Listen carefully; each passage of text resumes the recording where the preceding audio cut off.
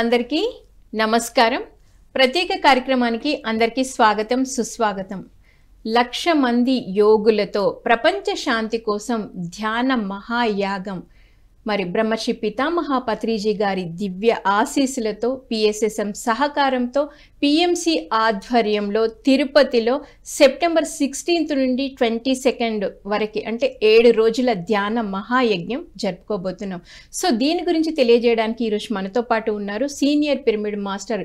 ఎన్నో సంవత్సరాల నుండి పిఎస్ఎస్ఎం మూమెంట్లో ఉండి ఎన్నో ధ్యాన మహాయజ్ఞాలను యాగాలను మరి దగ్గర ఉండి వాటిలో జాయిన్ అయ్యి మరి సార్ కూడా ధ్యానం చేసి మరి యజ్ఞాలు యాగాల వల్ల ఏం జరుగుతుంది తెలియజేయడానికి ఇప్పుడు మనతో పాటు ఉన్నారు మరి శ్రీకాంత్ గారు. వారితో మాట్లాడి మరిన్ని విషయాలు తెలుసుకుందాం.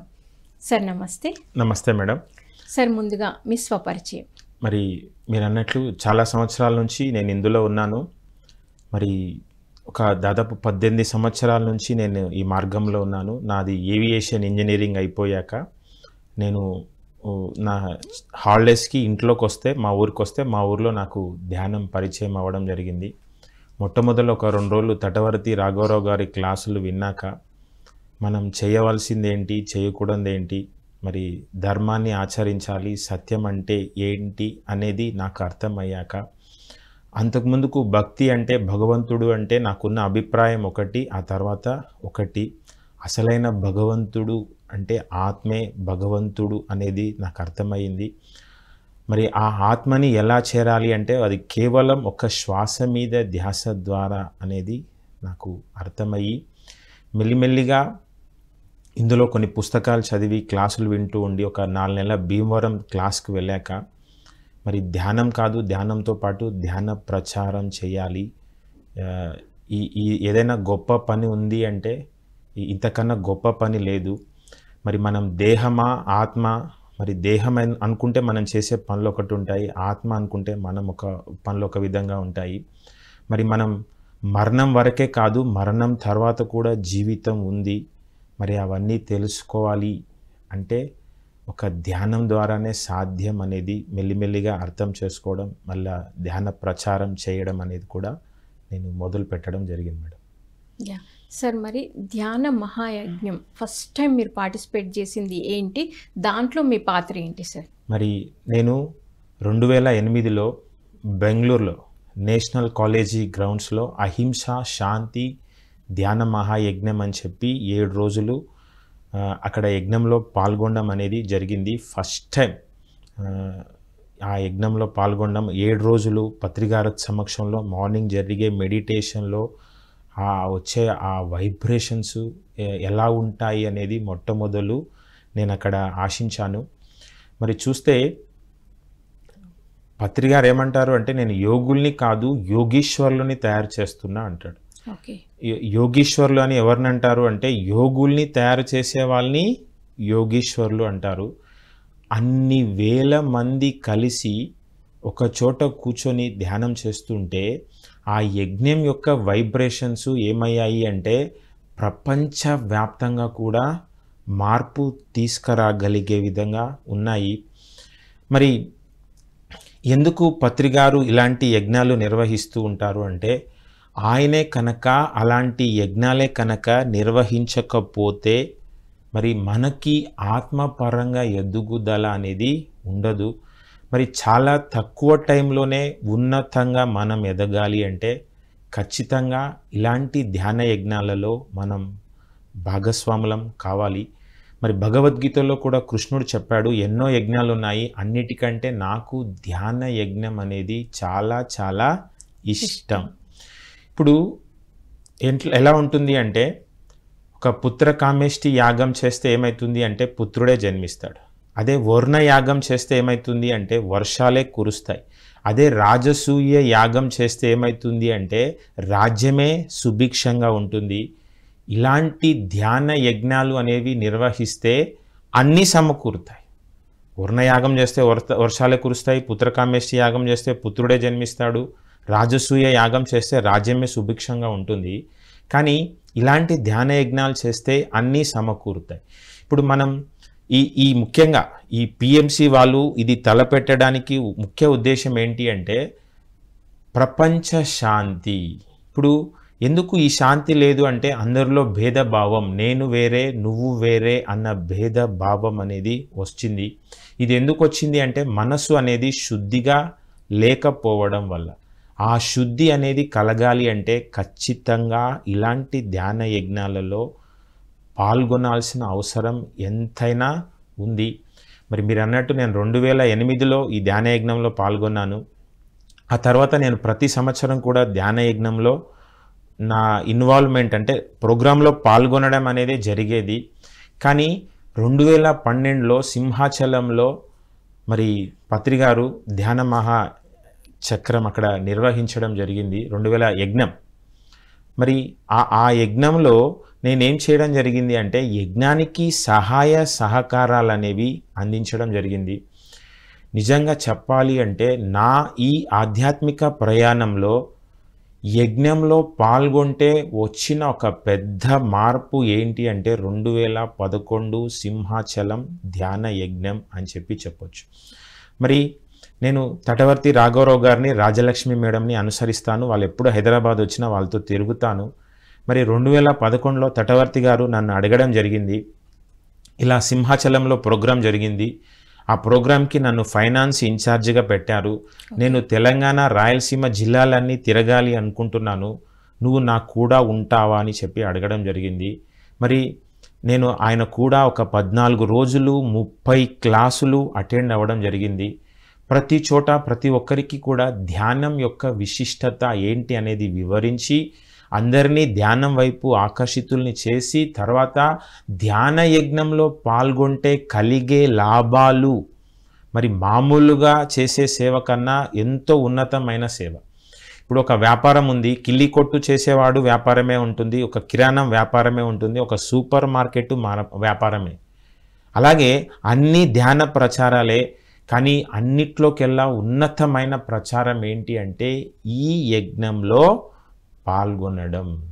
మరి 1 కోటి యాగాలు చేస్తే ఎంత ఫలితం వస్తుందో ఈ ధ్యాన యజ్ఞంలో పాల్గొంటే అంత ఫలితం వస్తుంది. నువ్వు ఎన్ని మామూలు అన్నదానాలు కొన్ని లక్షలు చేసిన దానికన్నా కొన్ని 100 అన్నదానాలు చేస్తే కొన్ని కోట్ల రెట్లు గొప్పది.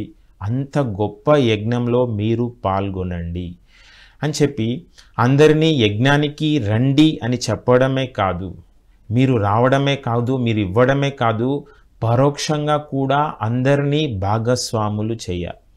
మీరు ఇవ్వండి ఇవ్వండి అంటే చాలామంది డబ్బే అనుకుంటారు. డబ్బు కన్నా విలువైనవి ఇవ్వగలిగినవి మన దగ్గర ఉన్నాయి. మీరేం చేయండి అంటే మీరు వృధా చేసే సమయాన్ని, మీరు వృధా చేసే మీ వాక్కుని ఏం చేయండి అంటే ఈ కార్యక్రమం కోసం కేటాయించండి. ఇప్పుడంటే టెక్నాలజీ పెరిగింది, వాట్సాప్లో QR కోడ్లు వెళ్తున్నాయి. అప్పుడు మాత్రం ఏం చెప్పేవాళ్ళం అంటే అందరూ గ్రూపుగా వెళ్ళండి, గ్రూపుగా వెళ్తే మీరు ఒక మంచి పని కోసం వచ్చారు అని చెప్పి 100 ఇచ్చే వాళ్ళు కూడా 1000 ఇస్తారు. మాట్లాడగలిగే వాళ్ళు ముందు ఉండండి, మాట్లాడలేని వాళ్ళు వెనకాల ఉండండి. ఒక 2-3 రోజులు తిరిగాక వెనకాల వాళ్ళకి కూడా మాట్లాడాలనిపిస్తుంది, వాళ్ళు కూడా ఒక గ్రూపుగా తయారయ్యి వెళ్ళండి. అప్పుడు ఏంటంటే వైజాగ్ వాళ్ళు ఫండ్ వస్తుందా రాదా అనుకున్నారు. కానీ రాఘవరావు గారు ఒక 30 క్లాసుల్లోనే మరి తెలంగాణ రాయలసీమ జిల్లాలన్నీ తిరిగి ఆ యజ్ఞంలో ₹1 కోటి ఫండ్ మిగలడం అనేది జరిగింది. అంత గొప్పగా సక్సెస్ అయింది. అంటే నేను యజ్ఞాలలో పాత్ర అంటే నా సమయాన్ని రాఘవరావు గారు చేసే పనికి ఆయనకి నేను సహాయ సహకారాలు అనేది అందించడం జరిగింది. మరి అంతకుముందుకు నేనేం చేశాను అంటే సీనియర్ మాస్టర్లు వాళ్ళ వెనకాల వీళ్ళ వెనకాల తిరిగాను, వాళ్ళ బ్యాగులు మోసాను, కానీ నా నోట్లో నుంచి మాటలు రావడం అనేది రాలేదు. కానీ ఎప్పుడైతే ఈ సింహాచలం ధ్యాన యజ్ఞంలో నేను పాల్గొన్నానో అంతకుముందుకు నాలో నేను ఉండే విధానము ఆ తర్వాత నేను ఉండే విధానంలో చాలా మార్పు వచ్చింది. నా నోట్లో నుంచి మాటలు రావడం అనేది మొదలయ్యింది.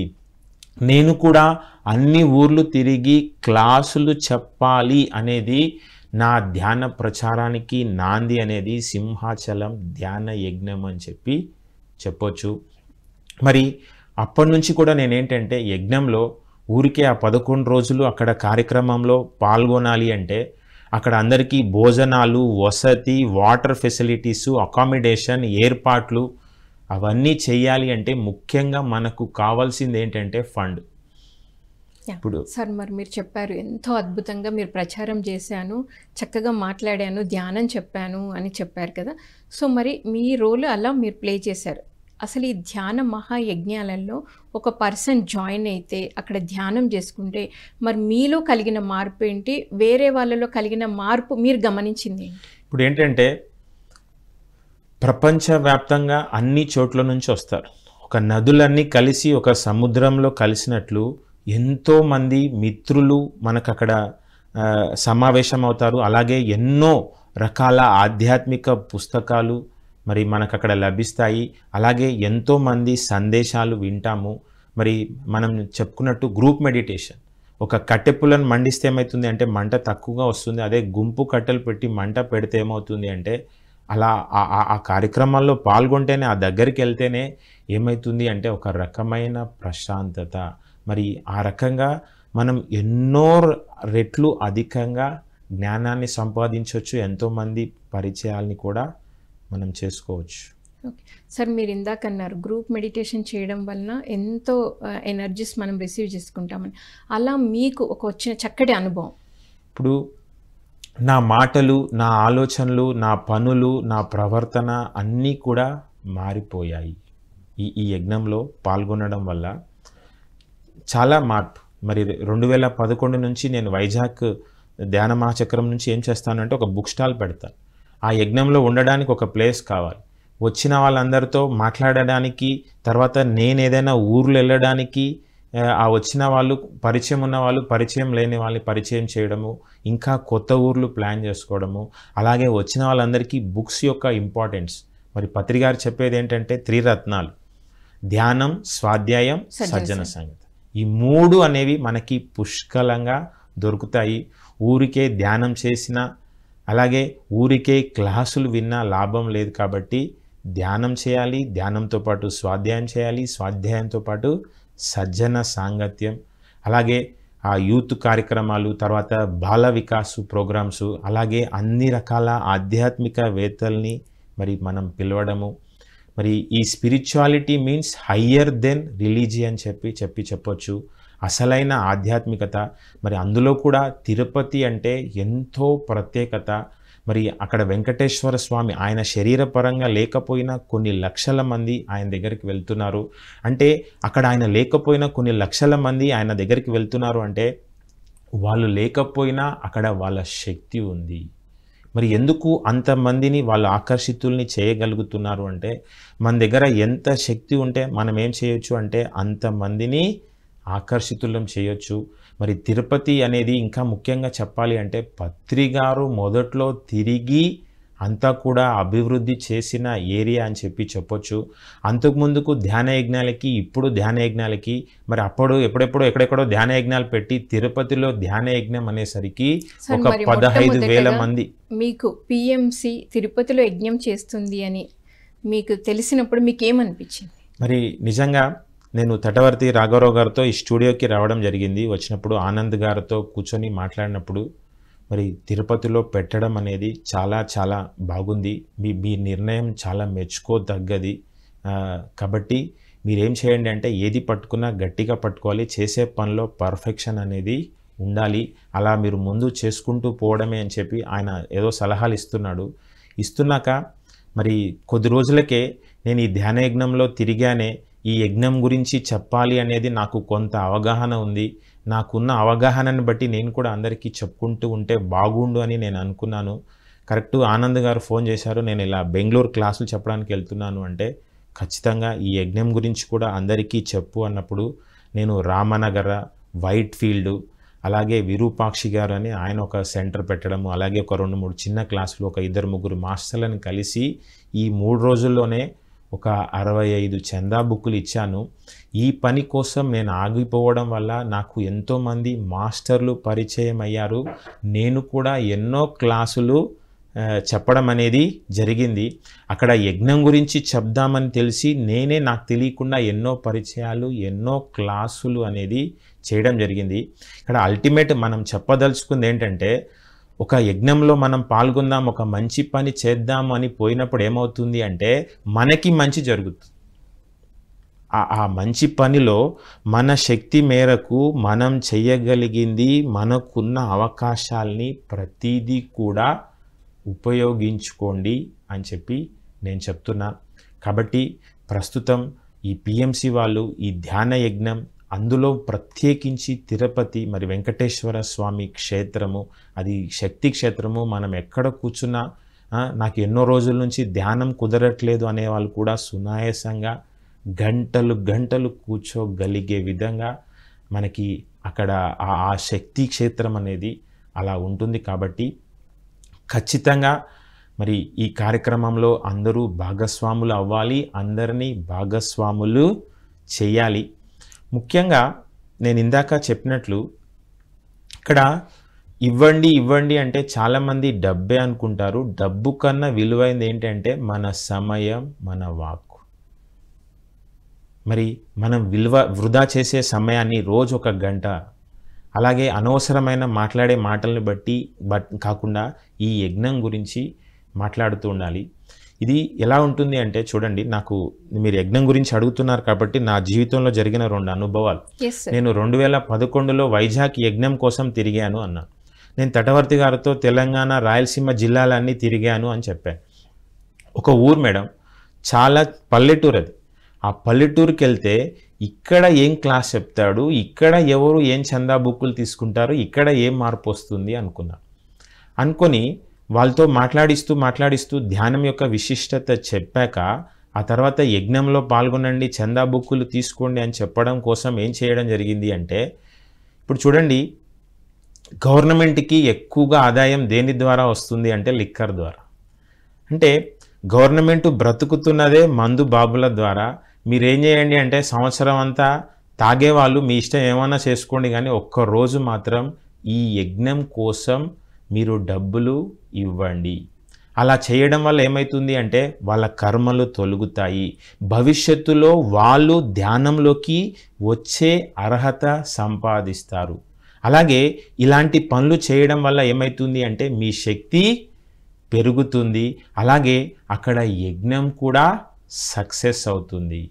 మరి చాలా తక్కువ టైంలోనే ఉన్నతంగా ఎదగాలి అంటే ఇలాంటి యజ్ఞాల్ని ఉపయోగించుకోండి. అలా చెప్తే 25 మంది ఉంటే 25 మంది 25 చందా బుక్కులు తీసేసుకున్నారు.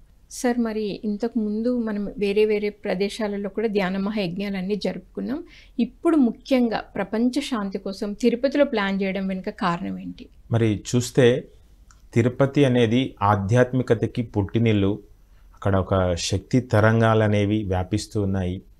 మరి మనకేంటంటే గంటలు కూడా నిమిషాలుగా గడపగలిగే స్థితి ధ్యానంలో ఆ తిరుపతి అనేది అలాంటి మంచి పుణ్యక్షేత్రం. మరి పత్రి గారు డెవలప్ చేసిన ఏరియా, అలాగే ఎంతోమంది సీనియర్ మాస్టర్లు మరి అక్కడ పత్రి గారి ద్వారా తయారైన వాళ్ళు ఉన్నారు. కాబట్టి తిరుపతికి ఏంటి అంటే ఒక ప్రత్యేక స్థానం ఉంది అని చెప్పుకోవచ్చు. అనునిత్యం ఆ అన్నమయ కీర్తనలు ఉంటే ఆ కీర్తనలో అంతా కూడా ఏముంది అంటే ఆత్మజ్ఞానమే. ఇంకా మరి ఏం చెప్పొచ్చు అంటే ఏ విద్య అయితే తెలుసుకుంటామో ఇంకా తెలుసుకోవాల్సిన అవసరం లేదో అదే ఆత్మ విద్య. మరి ఆ ఆత్మ విద్యని మనము మన అనుభవంలోకి తెచ్చుకోవాలి అంటే పత్రి గారు మనకు అందించిన సరి అయిన ధ్యానం, శ్వాస మీద ధ్యాస ధ్యానం. మరి చాలామంది ఏంటంటే ఇంట్లో కూర్చుంటే ఎంతసేపు ఆలోచనలతోనే కుస్తీ పడుతూ ఉంటారు, కానీ ఆ ధ్యాన స్థితి, ఆ క్వాలిటీ అనేది మనకి రావాలి అంటే ఒక తిరుపతి అనేది ఒక మహాశక్తి క్షేత్రం అని చెప్పుకోవచ్చు. కాబట్టి నిజంగా పిఎంసి వాళ్ళు ఈ ప్రోగ్రామ్ని ప్రత్యేకించి మరి తిరుపతిలో పెట్టడం అనేది చాలా చాలా గొప్ప విషయం. మరి నేను రిక్వెస్ట్ చేసేది ఏంటంటే ప్రతి ఒక్కరు కూడా అవకాశాలు కల్పించుకొని, అవకాశాలు లేకపోయినా అవకాశాలని కల్పించుకొని మరి అందరూ కూడా అక్కడ రావాలి.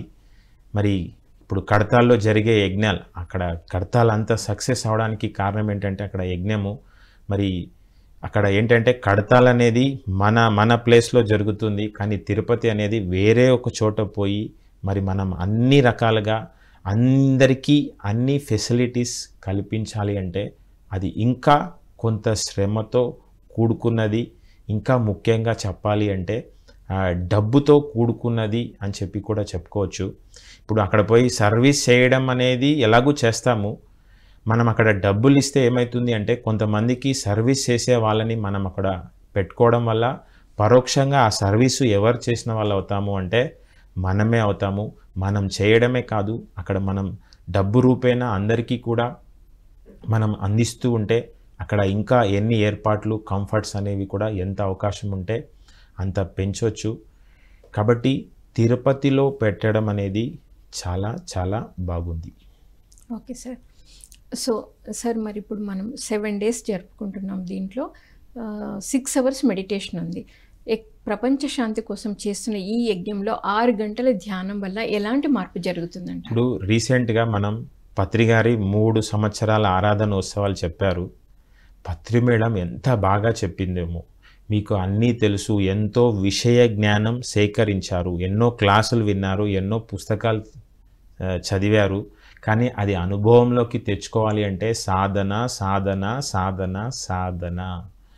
ఆ సాధనలో మనం పట్టు సంపాదించాలి. సాధనలో మనం ఏం చేయాలి అంటే పరాకాష్ఠకు వెళ్ళాలి. కాబట్టి పిఎంసి వాళ్ళు ఆ ట్రస్టీస్ అనొచ్చో, డైరెక్టర్స్ అనొచ్చో ఎంతగానో ఆలోచించి 3 గంటల ప్రోగ్రామ్ని 6 గంటలు చేయడము. అందులో తిరుపతిలో అంటే ఇలా కూర్చుంటేనే మనకేమవుతుంది అంటే గంటలు నిమిషాలుగా మారతాయి. నేను చెప్పిన మీరు వింటూ ఉన్నా, చెప్పేవాళ్ళు చెప్తూ ఉన్నారు, వినేవాళ్ళు వింటూ ఉన్నారు. మరి మనలో మార్పు రావాలి అంటే సాధన అనేది చాలా చాలా అవసరం. అందులో ఆ ధ్యాన యజ్ఞము అందులో ప్రత్యేకించి తిరుపతిలో జరగడం అనేది చాలా చాలా మంచి గొప్ప విషయము. కాబట్టి మరి ఇప్పుడు ఏంటంటే దీపావళి వచ్చినప్పుడే టపాకాయలు అమ్ముతారు. దీపావళి అయిపోయాక ఎవరు టపాకాయలు అమ్మరు. కాబట్టి మనకు మహా అంటే ఇంకొక 45-46 రోజుల్లో ఉన్నట్టున్నాయి. కాబట్టి 46 రోజులు మనం అంతా కూడా ఏం చేద్దాము అంటే తిరుపతి ధ్యాన యజ్ఞం గురించే ఆలోచిద్దాము. మనము భాగస్వాములం అవుదాము, అందరినీ భాగస్వాముల్ని చేద్దాము. ఆనాడు రాముడు రామరాజ్యం కోసం ఏంటి అంటే వానరులు వాళ్ళ వంతు సహాయం వాళ్ళు చేశారు. ఉడత భక్తిగా ఉడత సహాయం చేసింది. మనం కూడా ఇప్పుడు పిఎంసి వాళ్ళు పిఎస్ఎస్ఎం వాళ్ళ సహాయ సహకారాలతో ఈ తిరుపతిలో నిర్వహించే ధ్యాన యజ్ఞానికి ఉడత భక్తిగా మన సమయాన్ని, మన వాక్కుని, మన డబ్బుని దీనికోసం కేటాయించేద్దాం. ఇంకా చెప్పాలి అంటే మన లెక్కలకి ప్రకృతి లెక్కలకి చాలా చాలా తేడా ఉంటుందండి. మనం ఎంత ఇచ్చాము అనేది చూస్తాము, కానీ ప్రకృతి ఏం చేస్తుంది అంటే ఎంత శాతం ఇచ్చాము అనేది చూస్తుంది. ఇప్పుడు ఒక ఫంక్షన్ హాల్ కడుతున్నారు. ఒక ఫంక్షన్ హాల్ కడుతున్నప్పుడు ఆ ఫంక్షన్ హాల్కి 1,00,000 రూపాయలు ఎవరైతే ఇస్తారో వాళ్ళ పేరు ఏం చేస్తారు అంటే చాలా పెద్దదిగా రాస్తారు. 1,000 రూపాయలు ఇచ్చిన వాళ్ళ పేరు ఏం చేస్తారు అంటే చాలా చిన్నదిగా రాస్తారు. ఇవి మన లెక్కలు. మన లెక్కలకి ప్రకృతి లెక్కలకి చాలా చాలా తేడా ఉంటుంది. ప్రకృతి ఎప్పుడు కూడా ఏం చేస్తుంది అంటే ఎంత ఇచ్చారు అనేది చూడదు, ఎంత శాతం ఇచ్చారు అనేది చూస్తుంది.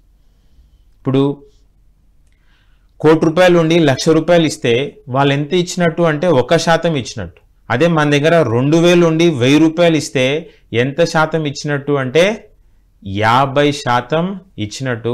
ప్రకృతి లెక్కలో ఎవరి పేరు పెద్దదిగా ఉంటుంది అంటే 1,000 రూపాయలు ఇచ్చిన వాడి పేరు చాలా పెద్దదిగా ఉంటుంది, 1,00,000 రూపాయలు ఇచ్చిన వాళ్ళ పేరు చాలా చిన్నదిగా ఉంటుంది. నా దగ్గర ఏముంది, నేనేమి ఇవ్వగలను అన్న న్యూన్యత భావం వదిలిపెట్టి ప్రకృతి ఎప్పుడు ఎంత ఇచ్చారు అనేది చూడదు, ఎంత శాతం ఇచ్చారు అనేది చూస్తుంది. అలాగే డబ్బులు కాదు ముఖ్యంగా ఇవ్వాల్సింది, మీరు మీ సమయాన్ని, మీ వాక్కుని. మరి ఒక మంచి కార్యక్రమంలో మనం ఏం చేయాలి అంటే పరోక్షంగా కూడా ఇతరులని భాగస్వాములు చేయాలి. ముఖ్యంగా నేను ఈ ధ్యానంలోకి ఆకర్షితులు అవ్వడానికి కారణం ఏంటి అంటే ప్రపంచ శాంతి అంటున్నారు. నాకు ఈ గ్లోబల్ వార్మింగ్ అనేది పెరిగిపోతుంది. విపరీతమైన వర్షాలు, అలాగే విపరీతమైన ఎండాలు, అలాగే వర్షాలు పడకపోవడము, అలాగే చూస్తే ఇప్పుడు యుద్ధాలు జరుగుతున్నాయి, ఏ దేశానికి ఆ దేశం. ఏ దేశమైనా సరే ఏంటి అంటే ఎన్ని కోట్లు ఖర్చు పెట్టి ఎన్ని ఆయుధాలు సమకూర్చుకుంటే ఆ దేశం అంత గొప్ప అన్న ఫీల్ అవుతుంది. ఇవన్నీ ఎందుకు వస్తున్నాయి అంటే నేను వేరే నువ్వు వేరే అన్న భేద భావం మనలో ఉండడం వల్ల. మరి పత్రిగారు TV9 వాళ్ళు ఎన్నో మాటలు అన్నా పత్రిగారు ఒకటే మాట అన్నారు, నేను వేరే కాదు, TV9 వేరే కాదు, నేను TV9ని విమర్శిస్తే నన్ను నేను విమర్శించుకున్నట్టు. మరి ప్రపంచ శాంతి అనేది కలగాలి అంటే అంతా ఒకటే అనే భావన. నేను ఇతరులని ద్వేషిస్తే నన్ను నేను ద్వేషించుకున్నట్టు, నేను ఇతరులని మోసగిస్తుంటే నన్ను నేను మోసగించుకుంటున్నట్టు. మరి నిజంగా ఆ ఆయుధాల కోసం లక్షల కోట్లు ఖర్చు పెట్టే బదులు ఆ దేశ అభివృద్ధి కోసం కేటాయిస్తే మరి ఎంత అభివృద్ధి చెందుతుంది. మరి ధ్యానం వల్ల మనం ఏం చేస్తాము అంటే ఆరోగ్యం పొందుతాం. లక్షల కోట్లు ఏం చేస్తుంది అంటే గవర్నమెంటు ఆరోగ్యం కోసం ఫండ్ రిలీజ్ చేస్తుంది. మరి ఇలాంటి యజ్ఞాల్లో పాల్గొంటే ఆ ఫండ్ అంతా కూడా మనం ఏం చేయొచ్చు అంటే ఈ ధ్యాన యజ్ఞాల కోసం కూడా కేటాయించవచ్చు. ఒక చిన్న మర్రి విత్తనంలో మహావృక్షం దాగి ఉన్నట్టు ఎన్ని సమస్యలకైనా పరిష్కారం ధ్యానం. ఆ ధ్యానంలో మనం పరాకాష్ఠకు వెళ్ళాలి, చాలా తక్కువ టైంలోనే ఉన్నతంగా పాల్గొనాలి అంటే ఖచ్చితంగా ప్రతి ఒక్కరూ ఇలాంటి యజ్ఞాల్లో పాల్గొనాలి, అందరినీ భాగస్వాముల్ని చేయాలి. ఒక మంచి పనిలో మన వంతు పాత్ర కూడా మనం పోషించాలి. దీని గురించి గురజాడ అప్పారావు గారు ఏమంటారు అంటే దేశమును ప్రేమించుమన్నా మంచి అన్నది పెంచుమన్నా ఒట్టి మాటలు గట్టి పెట్టు గట్టి మేలు ఒక్కటి తలపెట్టవోయ్.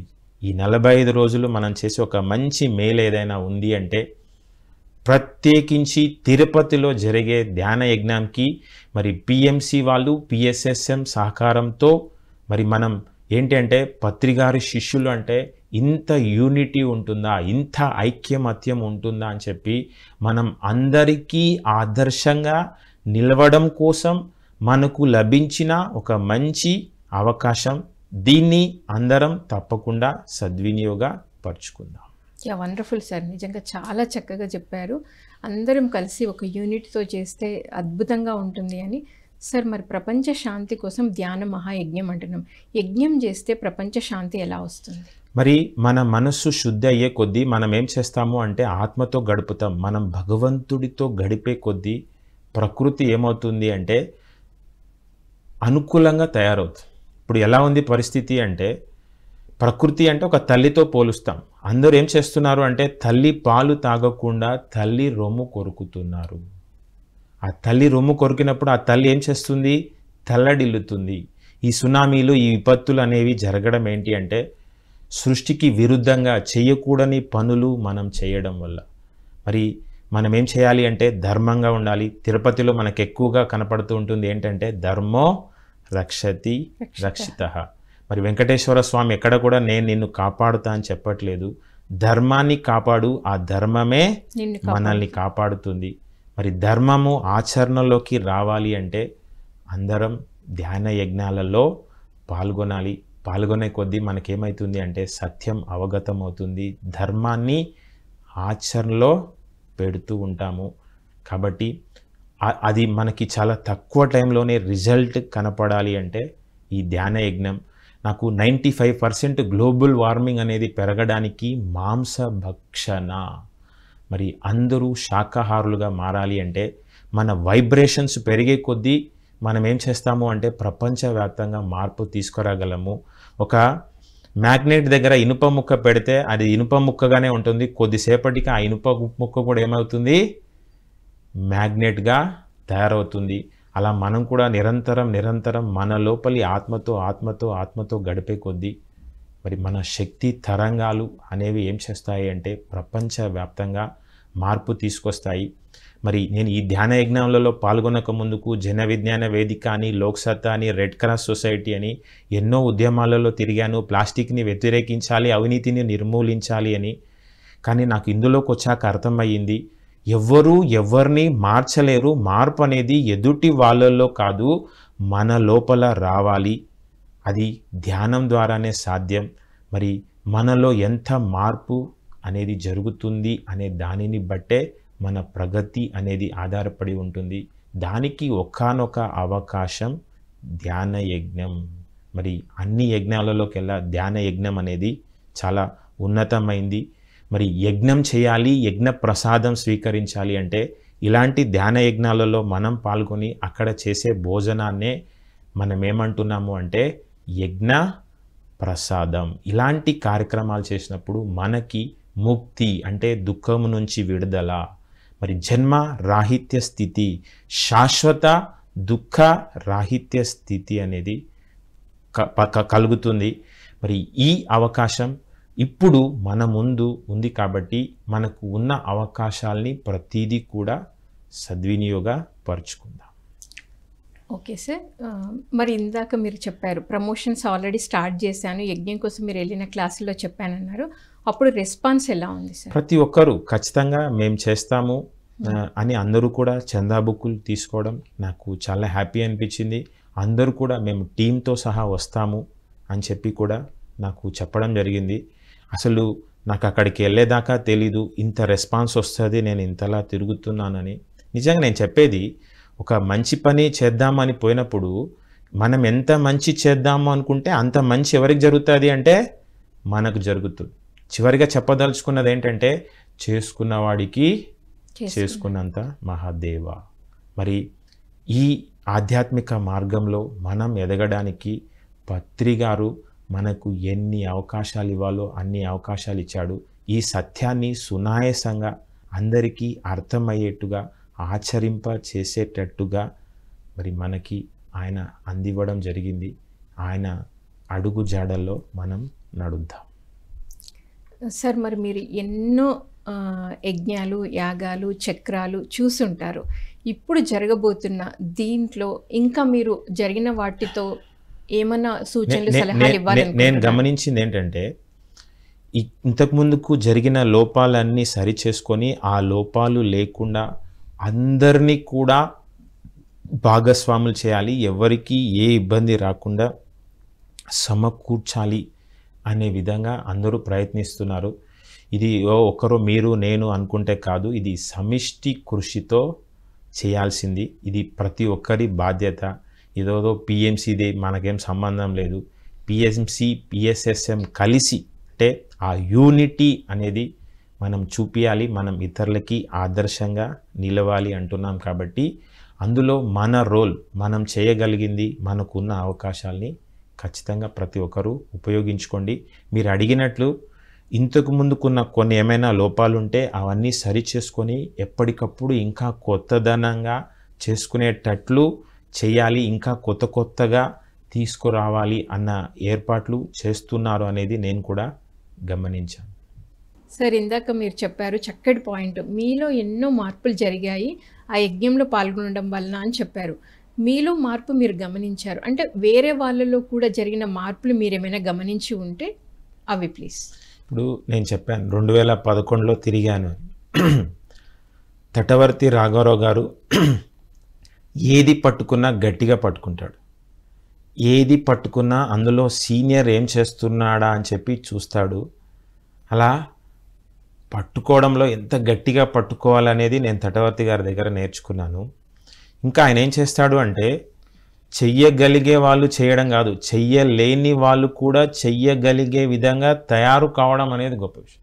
చెయ్యగలిగే వాళ్ళు చేయడంలో పెద్ద విశిష్టత ఏం లేదు, నేనేమీ చెయ్యలేను అనుకునే వాళ్ళు చేయడం. నేను తటవర్తి సార్తో ఆదోని వెళ్ళాను. అందరికీ యజ్ఞం యొక్క గొప్పతనం ఏంటి అని చెప్పాడు. మేమేం చేయగలం, మా వల్ల ఏమవుతుంది అనుకునే వాళ్ళు 4 లక్షల రూపాయల ఫండ్ కలెక్షన్ చేసి చూపించారు. నేనే ఆశ్చర్యపోయాను, ఇంత వచ్చిందా, వాళ్ళు ఇంత చేయగలరా, వాళ్ళ దగ్గర అంత కెపాసిటీ ఉందన్న సంగతి కూడా వాళ్ళకి తెలియదు. అలాగే నెల్లూరులో ఒక మాస్టర్, ఆయన ఏంటంటే ఒక రైస్ షాప్లో గుమాస్తా.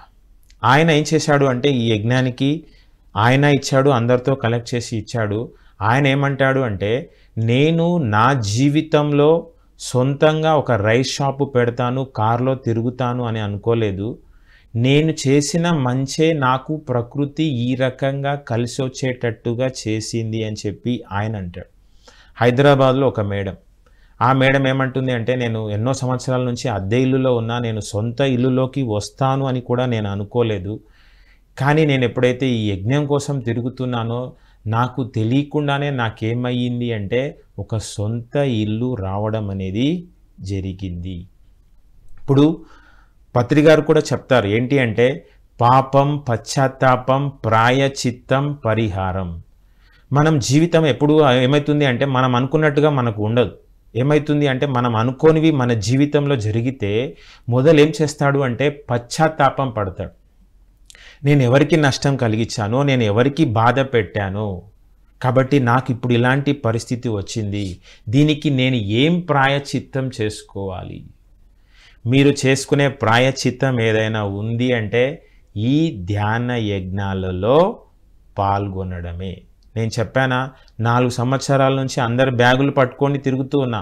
నేను యజ్ఞంలో పాల్గొంటే నాకేం వచ్చింది లాభం అంటే నా నోట్లో నుంచి మాటలు రావడం. నేనేం చేస్తున్నాను అంటే ఈ సృష్టికి నా వాక్కుని ఇవ్వడం అనేది జరుగుతుంది. అలా మన సమస్య తీవ్రత అనేది తగ్గిపోతుంది. సమస్యల్ని మనం ఏం చేస్తాము అంటే సులభంగా అధిగమిస్తాము. ఒక మాస్టర్ హైదరాబాద్లోనే ఉన్నాడు. ఆయన ఏం చేశాడు అంటే ఆయన కొడుకు పెళ్లి చేశాడు.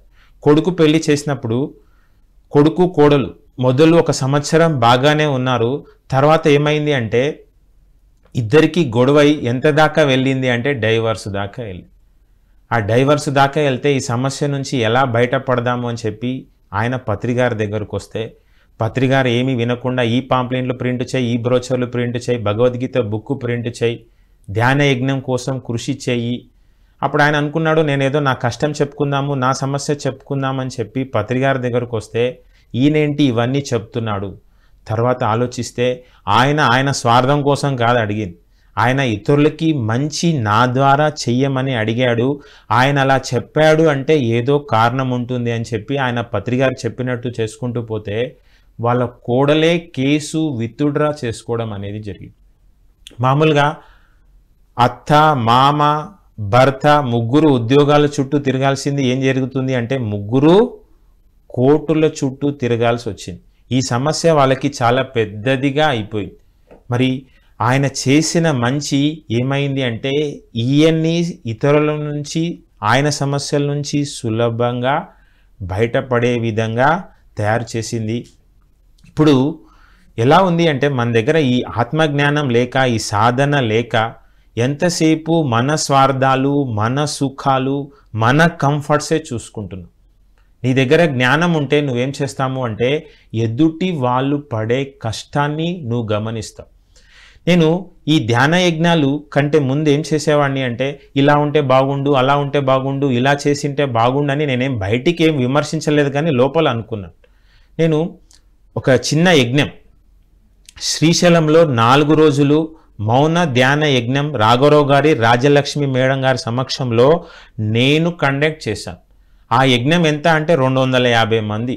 ఆ 250 మంది కోసం యజ్ఞం కోసం నేను యజ్ఞం కంటే ఒక 3 రోజులు 4 రోజులు యజ్ఞంలో పాల్గొన్నాక 2 రోజులు రెస్ట్ తీసుకుంటే కానీ నేను ఒక మామూలు స్థితిలోకి రాలేదు. నా అలసట అనేది తీరలేదు. అరే ఒక 250 మందికి ఒక ప్రోగ్రాం చేయడం అంటే దాని వెనకాల ఎన్ని ఉంటాయా అనేది నాకు అనుభవంలోకి వచ్చింది. నిజంగా 1,00,000 మందితో ఈ పిఎంసి వాళ్ళు ఈ యజ్ఞం నిర్వహిస్తున్నారు అంటే ఎన్ని రకాలుగా ఎన్ని సమకూర్చుకోవాలి. మరి ఇంత పెద్ద యజ్ఞం చేస్తున్నప్పుడు మరి ఒక కార్యక్రమం చేస్తే మనకు తెలుస్తుంది అందులో లోటుపాట్లు ఏంటి అనేది. మరి ఇప్పుడు మీరు చూస్తే ఇంతకుముందుకు యజ్ఞాలకి ఈ యజ్ఞాలకి తేడా ఏంటంటే ఆ లోటుపాట్లు ఏంటి అనేది అందరూ గమనించారు, వాళ్ళ దృష్టిలో తీసుకున్నారు, అందరి సలహాలు తీసుకొని అన్నిట్లోకెల్లా ది బెస్ట్గా చేయడం కోసం చూస్తున్నారు. మరి ఇందాక చెప్పినట్టు మీరు ఎదుటి వాళ్ళలో ఏమైనా మార్పు కలిగిందా అంటే నేను చెప్తున్నాను, మీరు సమస్యల నుంచి సులభంగా బయటపడడం కోసం ఏమంటారంటే వెతకబోతున్న తీగ కాలికి దొరికినట్టు, కాగల కార్యము గంధర్వులే నిర్వహించినట్టు.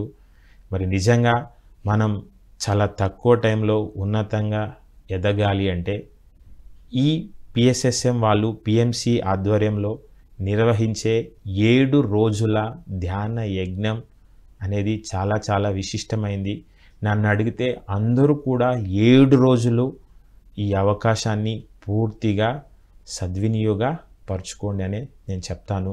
మరి ఇతరులలో ఖచ్చితంగా చేసింది వృధా కాదు. మనం నడుస్తూ ఉంటే మన నీడ మన వెంటే వస్తుంది. ఇక్కడ ఏంటంటే చేసేటప్పుడు ఎప్పుడు కూడా నిస్వార్థంగా చేయాలి. నువ్వు నిస్వార్థంగా చేసినా నువ్వు చేసిన దానికి ఆ ప్రకృతి నీకెప్పుడు సహాయ సహకారాలు అనేది ఇస్తుంది. తటవర్తి రాఘవరావు గారు ఒక పుస్తకం రాశారు, ఆర్థిక స్థితి పెరగాలి అంటే. అందులో ఆయన చాలా క్లియర్గా చెప్పాడు. ఏం చెప్పాడు అంటే, చాలామంది కష్టపడితే డబ్బులు వస్తాయి అనుకుంటారు. కష్టపడితే డబ్బులు రావండి, అర్హత ఉంటే వస్తాయి. నువ్వు పగలు రాత్రి కష్టపడితే నీ ఆర్థిక స్థితి పెరగదు. నీ ఆర్థిక స్థితి పెరగాలి అంటే నీ అర్హత పెంచుకోవాలి. చాలామంది ఏమంటారు అంటే, నాకు ఉద్యోగంలో సెలవులు దొరకవు, నేను వ్యాపారం ఉంటుంది, నేను వారం రోజులు కేటాయించలేను. నువ్వు వారం రోజులు నీ ఉద్యోగంకి సెలవు పెట్టి అక్కడ పాల్గొన్నా, నీ వ్యాపారం పక్కన పెట్టి నువ్వు ఆ 7 రోజులు పాల్గొన్నా నీకు ఎంత రావాలో అంతే వస్తుంది.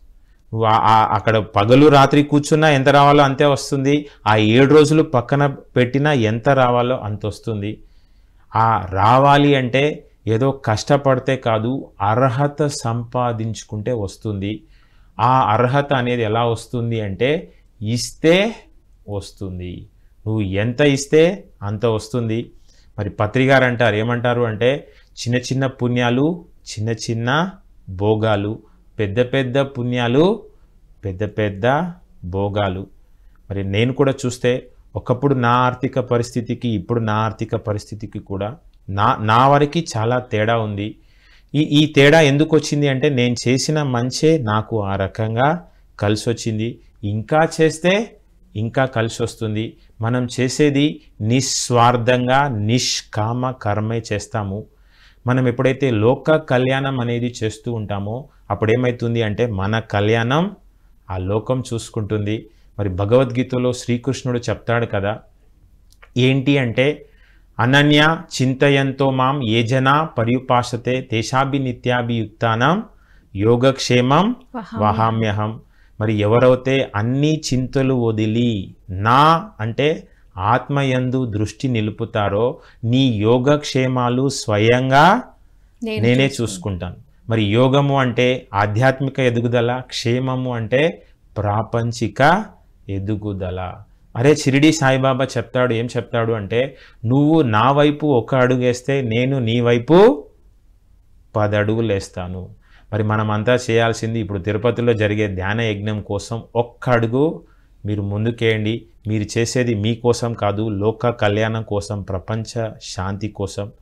ఆ చేస్తున్నప్పుడు ఏమవుతుంది అంటే ప్రకృతి సహాయ సహకారాలు అనేవి మనకి లభిస్తాయి. మరి భాగవత సన్నివేశాలు కనుక మనం తీసుకుంటే అది కృష్ణుడి బాల్యం, కృష్ణుడి జీవితం. ఆయన పుట్టుకతోనే జైల్లో పుట్టిన, జైలు తలుపులన్నీ బద్దలయ్యాయి, భటులందరూ మూర్ఛపోయారు. ఒక యమునా నది 2గా చీలింది, వర్షం వస్తూ ఉంటే పాము అడ్డుగా నిలిచింది.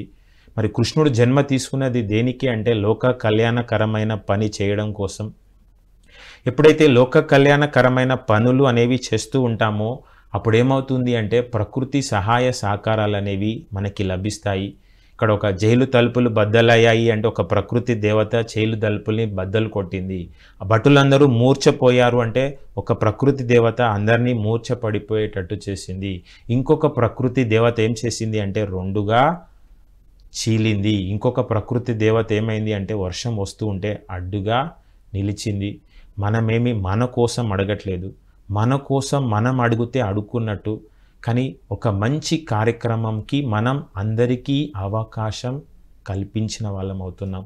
ఇప్పుడైతే లోక కళ్యాణమైన పనులు చేస్తూ ఉంటామో అప్పుడు ఏమవుతుంది అంటే ఆటోమేటిక్గా మనకి ప్రకృతి సహాయ సహకారాలు అనేవి లభిస్తాయి.